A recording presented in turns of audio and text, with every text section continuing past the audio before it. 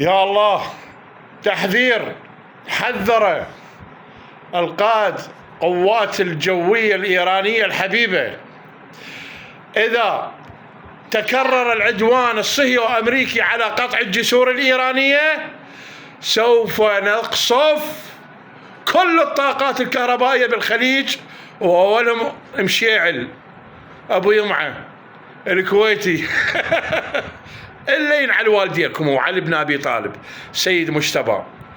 وسأحذر قائد القوة الجوية الإيرانية الحبيبة، يقول: إذا تكرر قطع الجسور الإيرانية سوف أقصف جميع طاقات الكهرباء في دول الخليج، وأولهم أبو يمعة مشيعل ينعل والديكم وعلي. وطفر ابويا الكويتيين، ما قلت لكم طلعوا بخيم. اليوم انا غلطت غلطه الدنيا انقلبت علي، تقول انا عبد الباسط. الانسان هم يغلط، عيني على كيفكم ويانا. خلنا نطيح حظ الخليج وحظ امريكا واسرائيل. السلم ابو يمعه.